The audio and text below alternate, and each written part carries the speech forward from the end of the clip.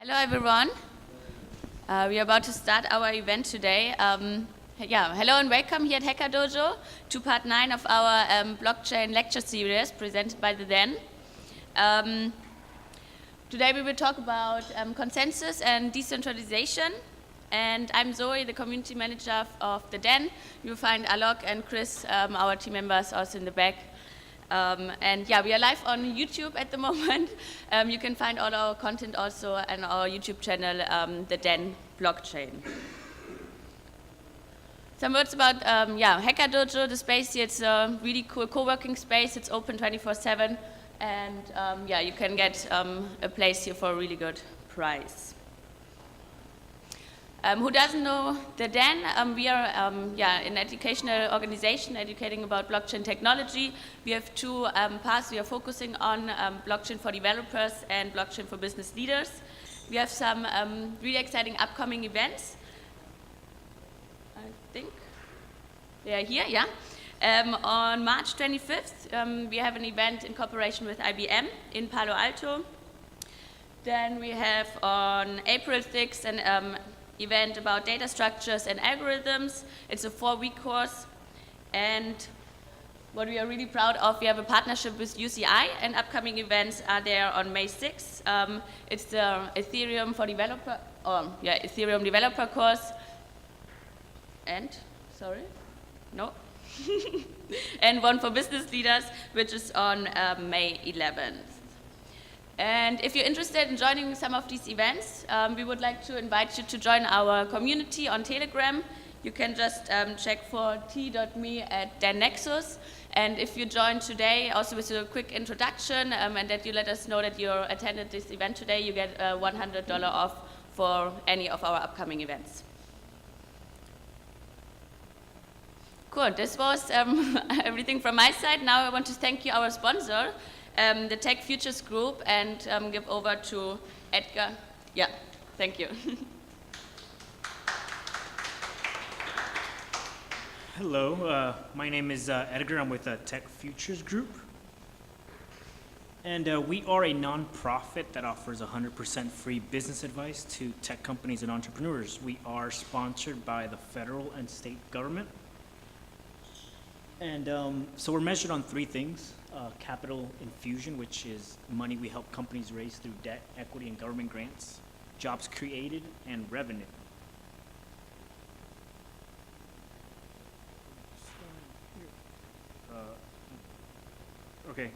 So all we do is offer 100% free business advice. We don't offer in the office space, cash or equity. We don't have any programmatic element to our advice, and no time limit. So you can be a Tech Futures Group client as long as you're active. A sweet spot. So companies that benefit from our advice the most are companies who are in beta or prototype stage, have their team built out, and have a little bit of traction, and are raising funds, usually early stage to government grant funding. So the way it works is companies apply online, we review the applications weekly, then pass it along to a potential advisor who has expertise in the space. And around our specialty advisors, there are initial advisors who help with IP, manufacturing, government grants, and financial modeling. So this is just some of the expertise that our advisors have. You know, they have manufacturing, private equity funding, go-to-market strategy, and business development. So clients are usually at the center of our world, and these are our prime advisors who jump in and give great mentorship. And around them, like I mentioned, are specialty advisors, patent attorneys, manufacturing, financial modelists, and grant specialists. So yeah, I encourage you guys to check us out. It's www.techfuturesgroup.org. Thank you.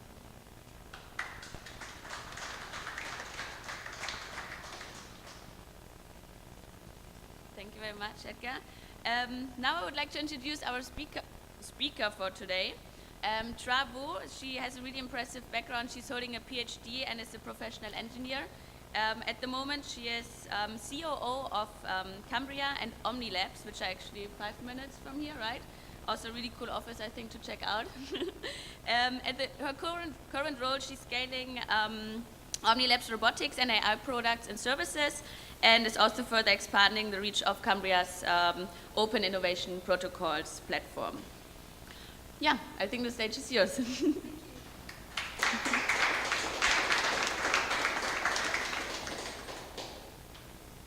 Hello, everyone.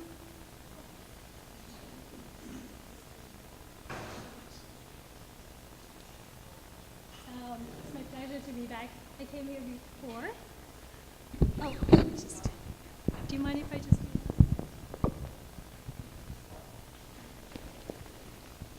I'm too short for the podium. Can't even see. It's like me sitting in a dashboard. So yeah, it's great to be back. Last time I was here, I had a little friend, an Omni robot. So our Omni robot is now your receptionist. But today I'm here to talk about our open innovation project. So we have two companies. One is OmniLabs, and OmniLabs has been around since 2015. And we developed robotics and hundreds of modular modules that you can put together to create different type of robots. So we have robots ranging from telepresence to robots that autonomous navigation, robots that do multiple features.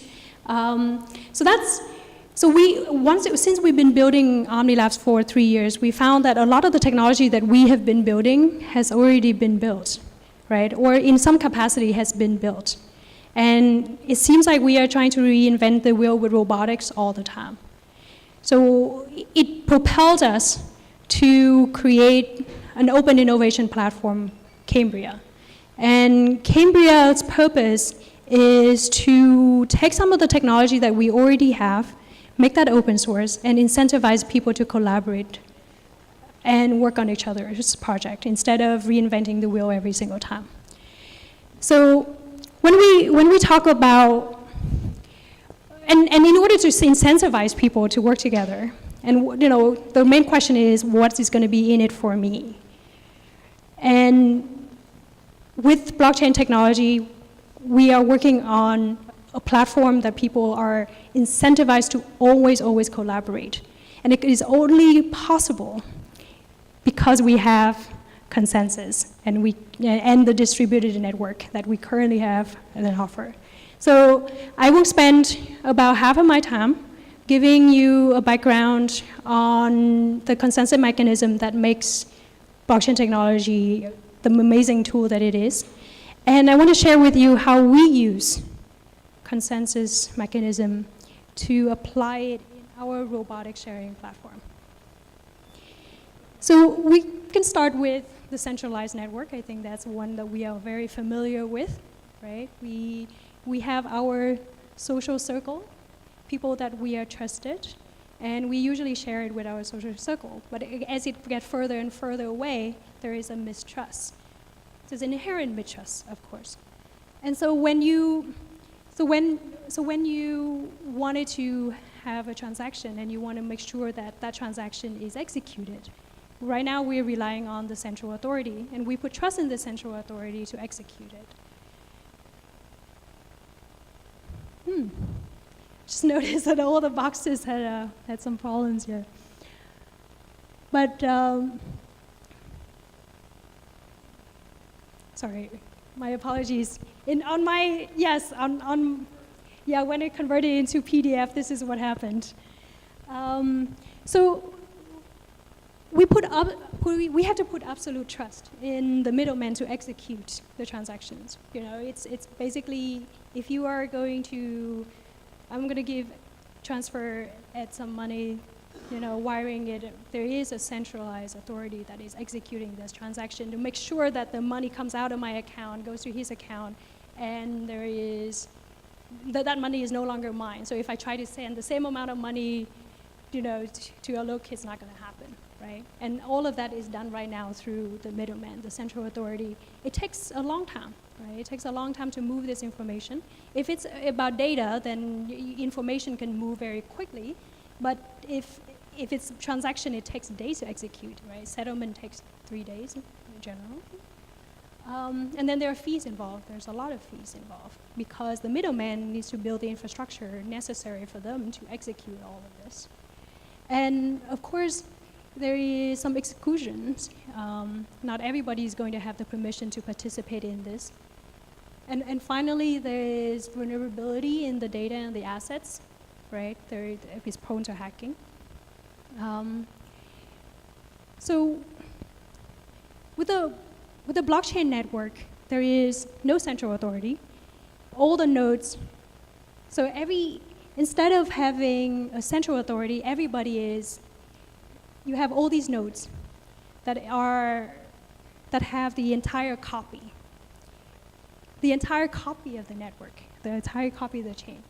And all of them must come to an agreement on the true state of this network, right? So that is a challenge.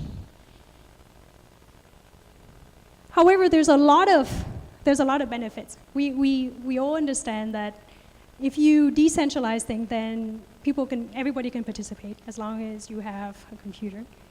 So I'm not going into in-depth in blockchain. I hope that's okay with this audience because this is already lecture 9 of 11, so I'm assuming that we are not starting from scratch here. So I'm just going to dive right into the fact that, okay, we have decentralizations and these are the true benefits of it, right? We're talking about the fact that it's immutable ledgers, everything is permanent, you cannot change it. You can come together and share wealth. But at the end of the day, for it to work, there must be a mechanism, a way for people to come together to an agreement. Because if everybody has a copy, and this copy is supposedly the true network, how did we come to consensus to begin with? So, consensus. You're gonna have to excuse all the formatting. So the consensus is the distributed node coming to agreement on the state of the ledger. And it all started, and blockchain with Satoshi answered the problem of the Byzantine generals problem. Are you all familiar with this problem?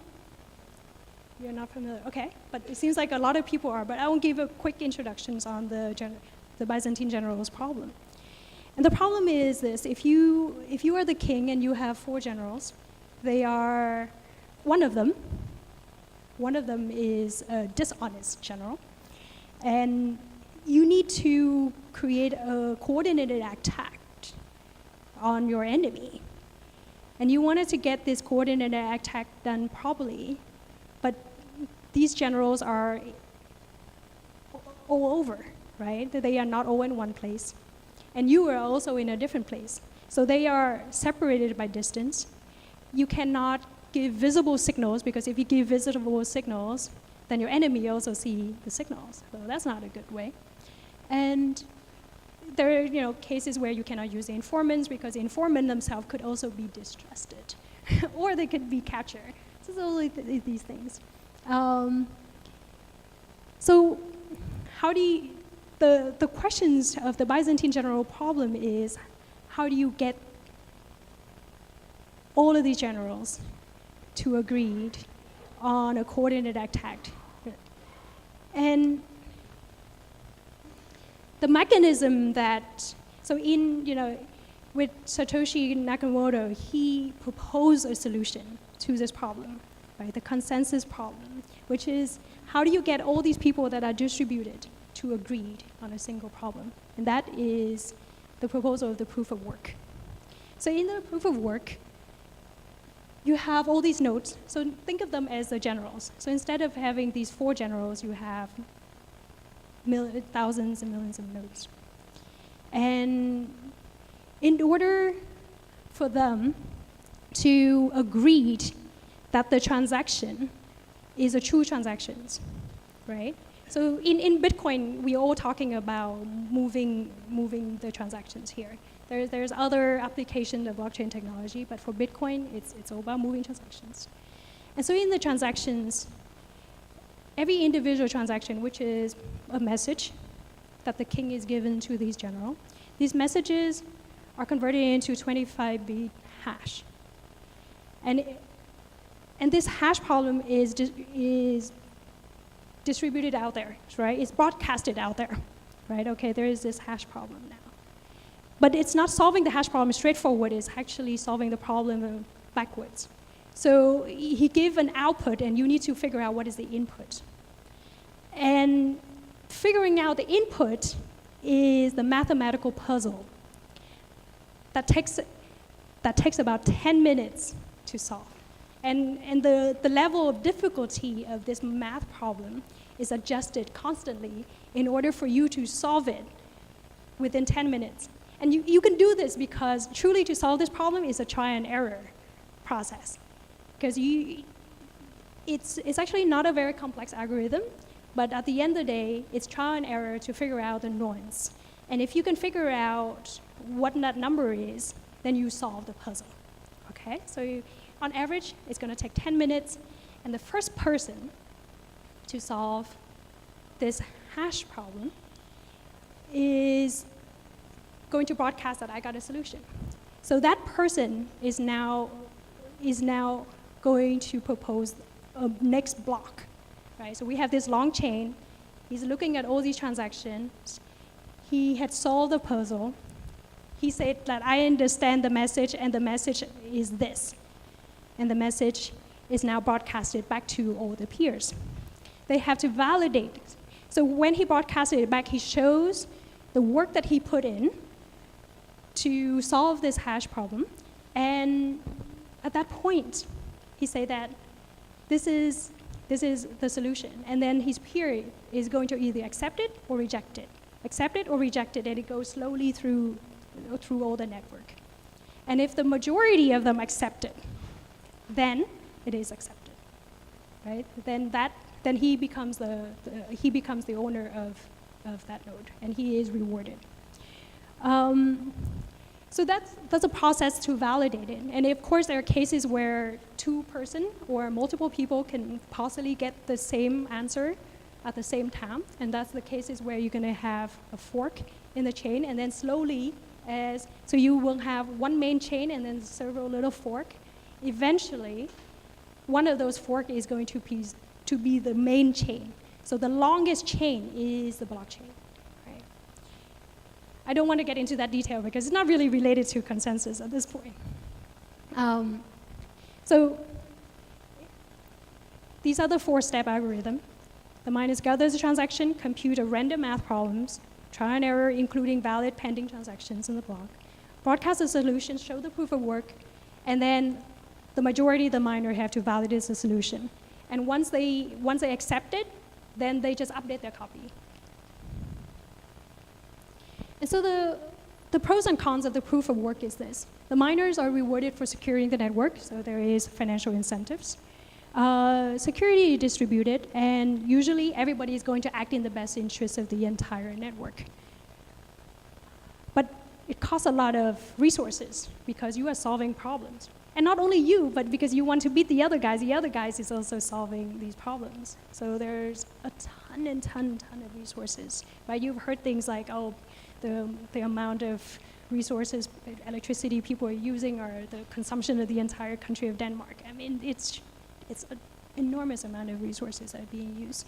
And it's potentially unsustainable, right? So there's other mechanism. So that I was just talking about the mechanism that was proposed by, for Bitcoin. And to now, it's still probably the most trusted because it is the mechanism that is part of the biggest network that we see. But there is a different mechanism. There are many mechanisms, in fact. But the two that are most popular is proof of work and proof of stake. So proof of stake is, instead of having the first person who solved the problem to be the one that get rewarded, people are basically now, instead of having one single person and not randomly chosen, so the randomness is based on who get to solve it first, right? Now the randomness is part of this. It's basically everybody's stake. If you want to participate in part of mining the Ethereum network, then you stake what you have, your ETH. And the validator is randomly chosen instead. So because of that, there's a lot less power consumption. And in order for you to attack it, you will have to own more than 50% of the total cap for you to overtake and rewrite the real state of the network.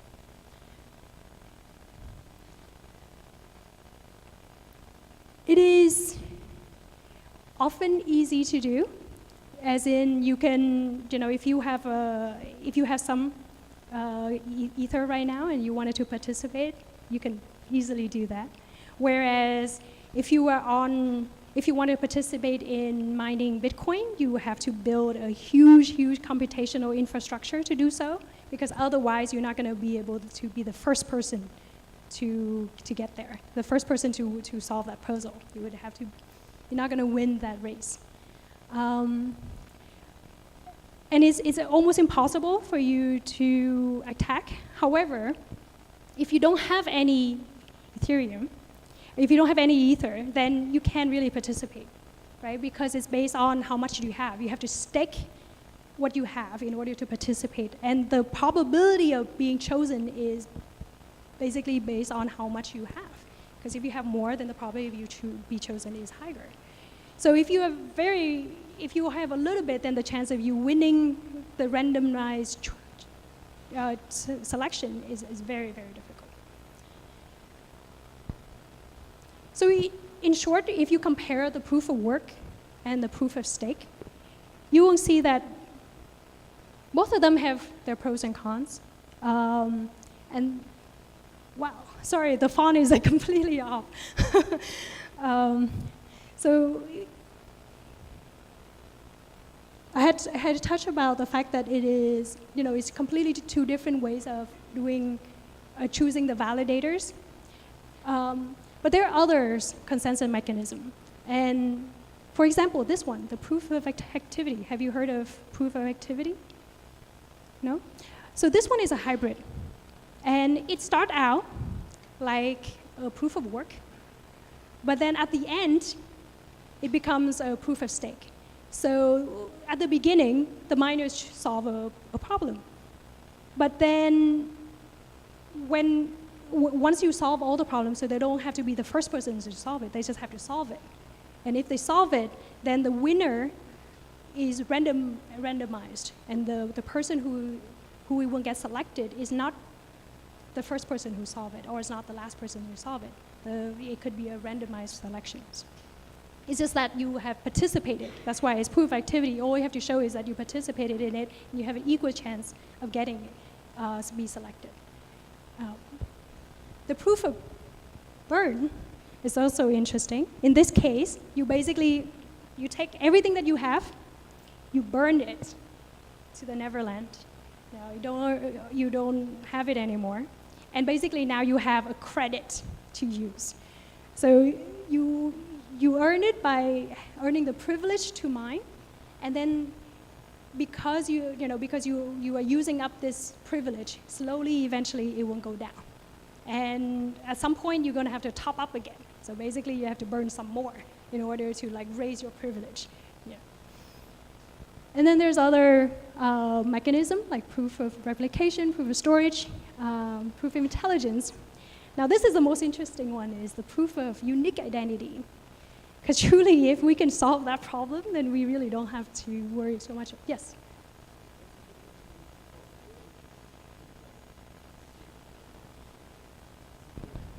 So proof of stake is you just take what you currently have, you stake it, but then you get it back.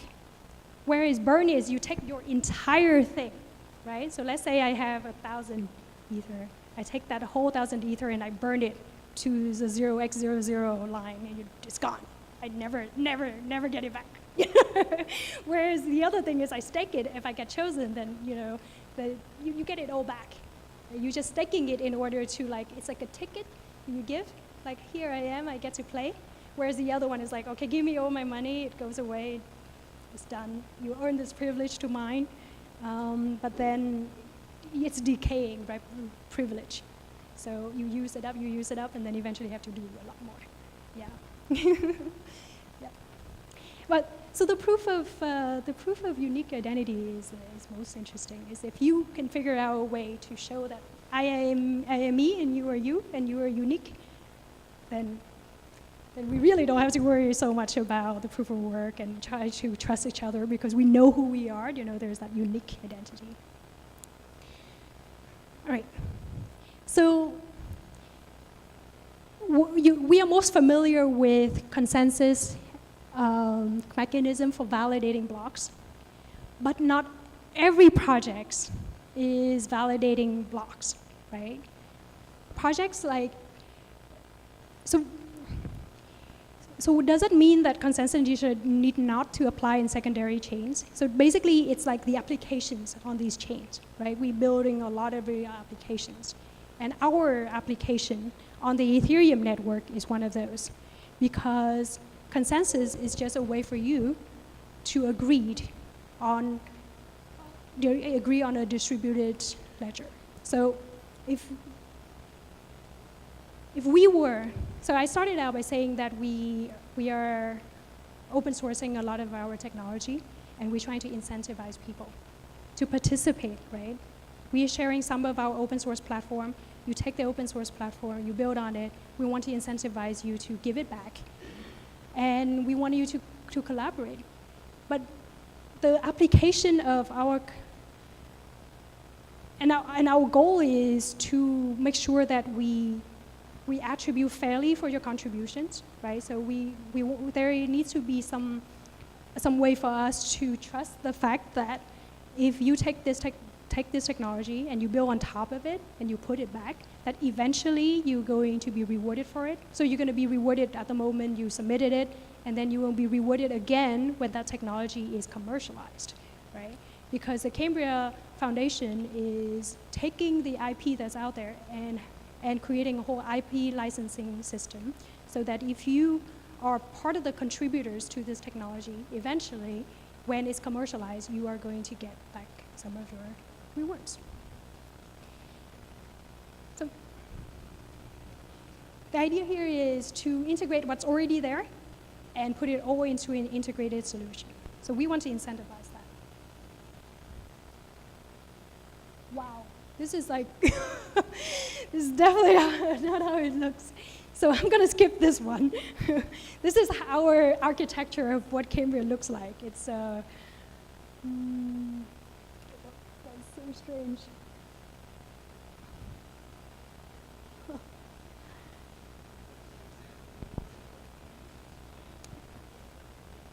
Yeah. Oh, okay, so the question is, what is a vertical? What is an example of a vertical?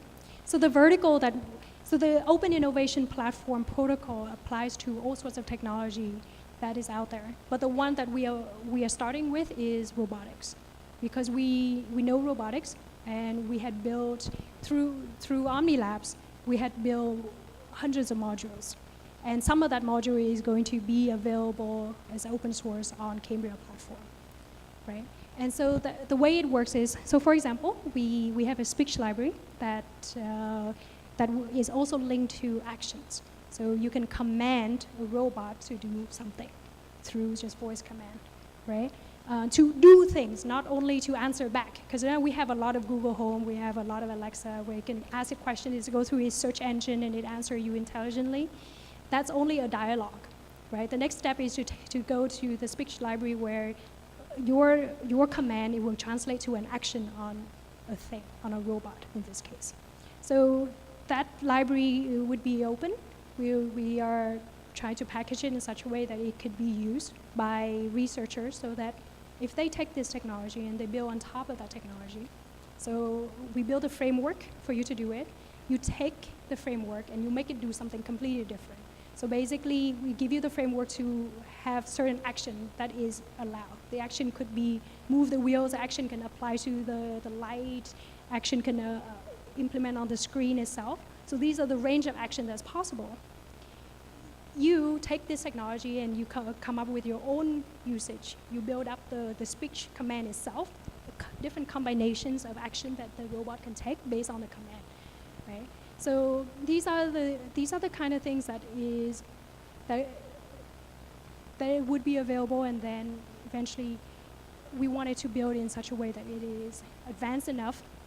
Yeah, it would be advanced enough that it could redo a lot of things like, okay, hey, Omni, can you fold my clothes? Like, we want to get to that point, right? We want to get to that point in the near future that is, is affordable, right?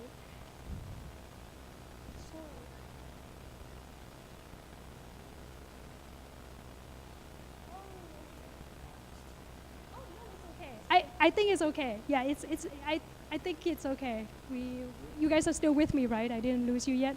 Okay, so it's fine. Yeah. So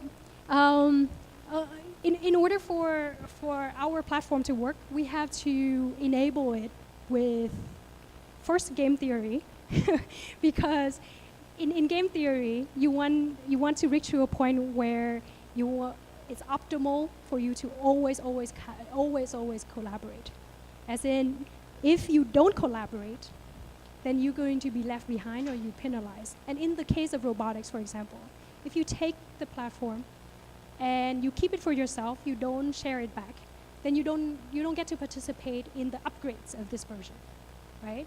So you can take it, you can try to commercialize it, but then you're already behind because your technology when you develop in silo is not going to be as fast as the technology that you built with the network. So that's one way how game theory is going to incentivize you to contribute back and continuously collaborate.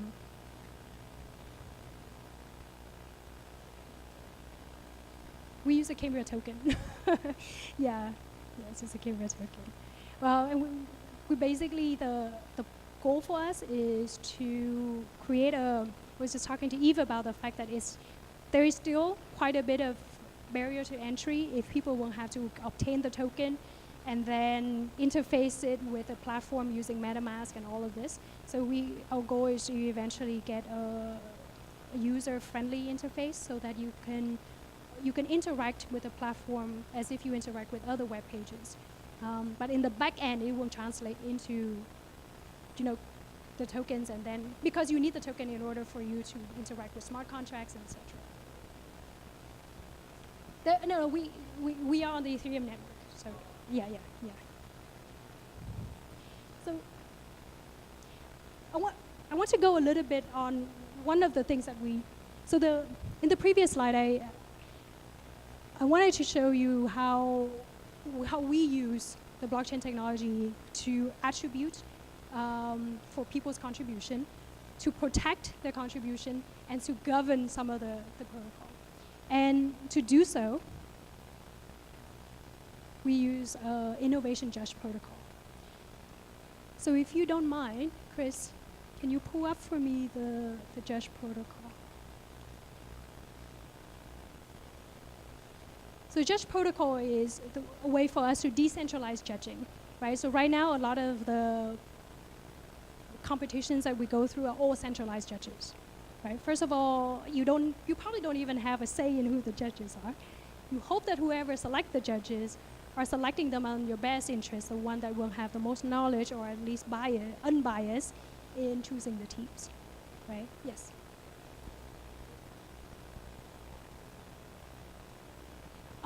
So we have different type of ways for people to collaborate. One is through bounty challenges, as in if you don't know which project to work on, you can participate on a bounty challenge that was set by perhaps a company that needs a certain type of technology. They set up this bounty challenge, and they want to incentivize you to create a robot that does specific things, right? But if you are going to participate in this competition, first of all, there's multiple rounds and there are judges along the way. So we wanted to make sure that the judging side of things is a decentralized judging. And the way that we do it is through the innovation judge protocol. So It is a very long yellow paper, technical paper. It is available on our website. But I do want to highlight the fact that if you wanted to, if you think about all the players, so just like the general problem is that every single time you deal with consensus, there are different type of players. And so when we build this, there are different players in here.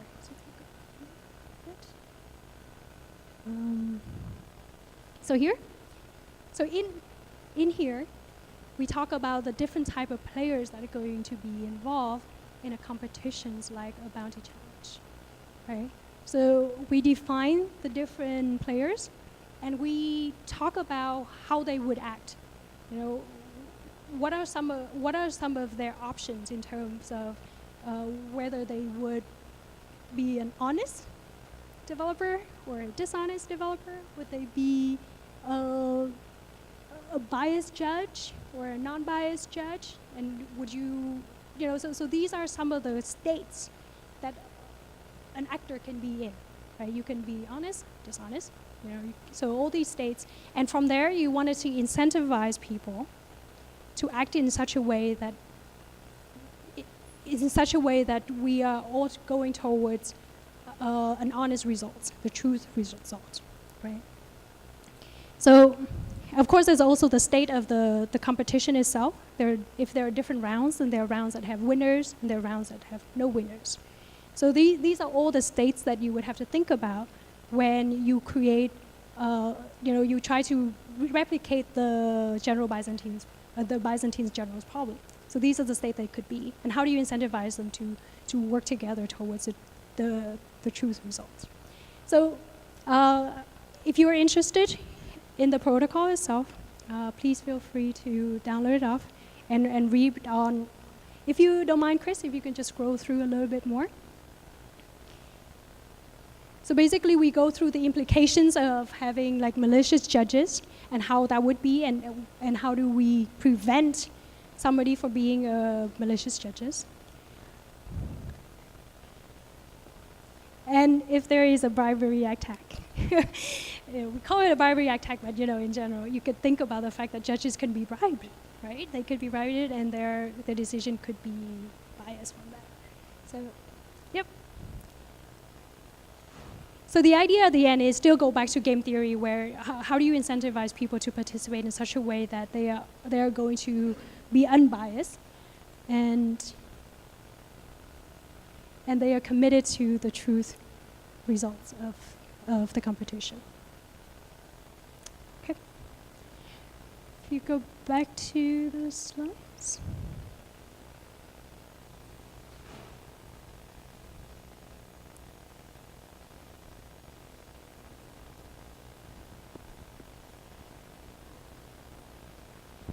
Oh.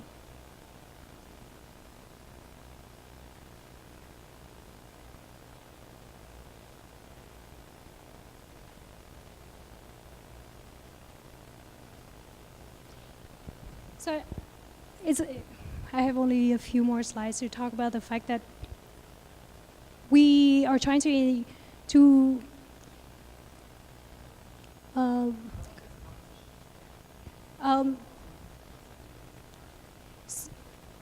okay, so how long does a cycle take? Like, yeah, so it could ranges from a few days, which is usually like the hackathon style, or it could take much, much longer. In a bounty or what we call a K-prize challenge, it could take months to do, because if you are presented with a problem of building a specific framework or databases or a robot, it could take a very long time, right? And along the way, you will have these milestones that you meet. And we wanted to make sure that at each of those points, there are judges that are incentivized to give unbiased results and honest results, right? To pass them to the next round. But at the next round, because at every single round, you're basically submitting your open source platform, then possibly in the next round, it could be a completely different mix of people who are using, a better platform to get started on, rather than continuing with their work. Just use somebody else who has done an enhanced version and continue on. Yeah, so it could take quite a while. The one that we're currently working on has been going on now for a month and a half. Yeah. Okay.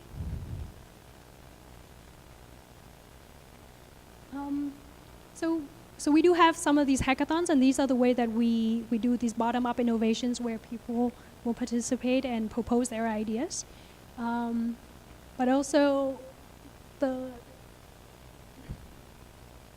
top-down innovation is where the companies are the ones that propose the ideas themselves. And based on these ideas, you work on the problem. Okay. So my call to action for today is if you are interested, first of all, read our innovation judge protocol, learn how we use a consensus in very much in detail. But additionally, if you wanted to join some challenge, we do have them available. Thank you so much.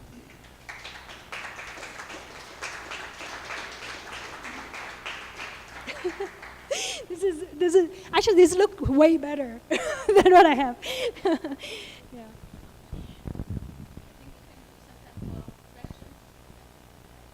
Yes. Happy to take questions if anybody has any questions.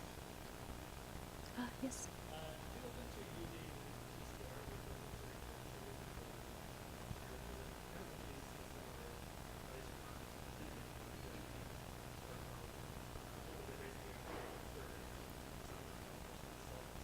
Yeah.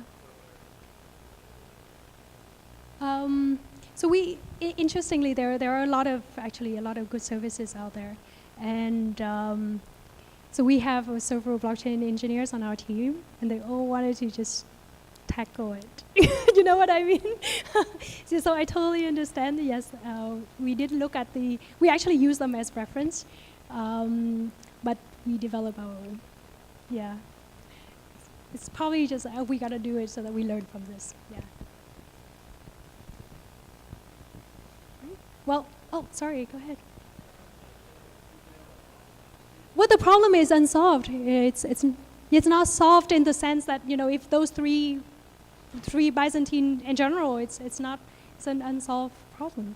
But if you take that and you use it in terms of the blockchain technology and how the proof of work is done, basically, through the 4-step algorithm that I explained, then yes, it could be done. So basically, you require them to have a 4-computer set up, connected, and then run the blockchain technology. Then yes, but in the sense of what it was before, that problem was not solved.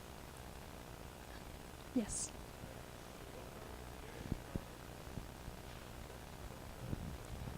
Oh yes. Right. So actually, I had a point on that, is the fact that there is no real best consensus mechanism. It's really about your use case. So because we build ours on the Ethereum network, so it's proof of stake. But yeah, it's just, for us, it was actually the smart contracts on the Ethereum network that was most useful for us, and that's why we chose that chain.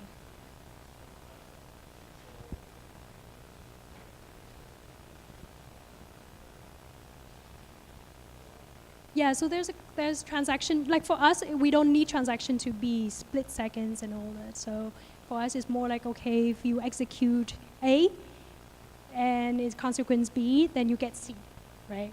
So for that, the smart contract is perfect.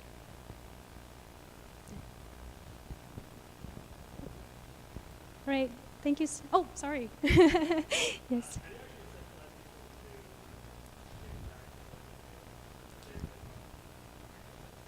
Yeah, okay, so there's the governance part, which is first of all, if you take the technology and you use it for your own recreational use, there is no fee for that always.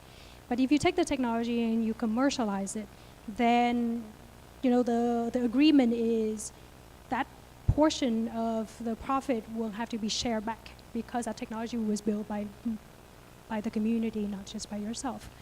And the way that we do this is there is violations. So if you can flag your own violation, and if you flag it enough time, which is through staking, if there's enough staking in terms of value as well as quantity, then it activates a legal action.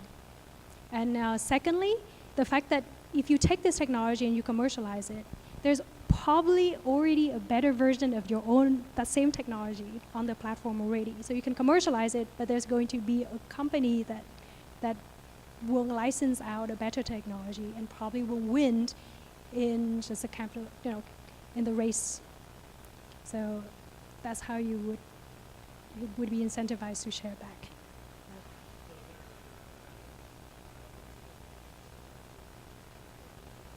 Yeah, so we use Apache licensing, and we have 3 ways of licensing. There is licensing with the user, licensing with company, licensing with researchers, and so yep.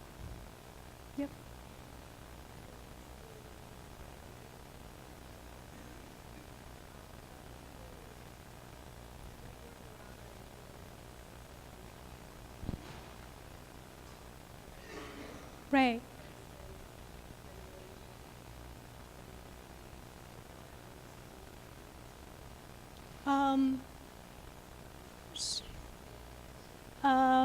So your question is, how do we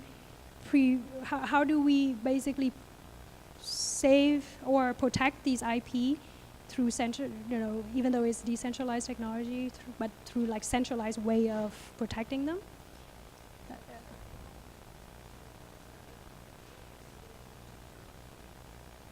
So we are not regulating. It's basically the community self-regulates.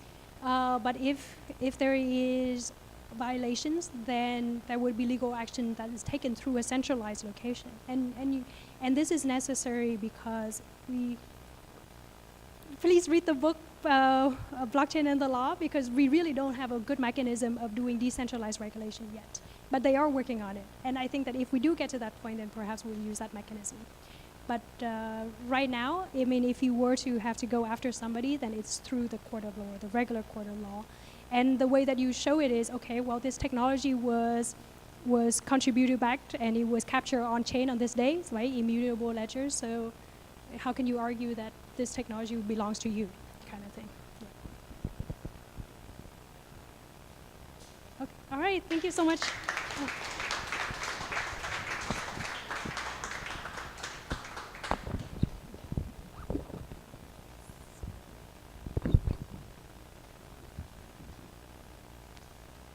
Yeah, thank you again, everyone. If you want to just hang out a bit, network, and have some more drinks and pizza.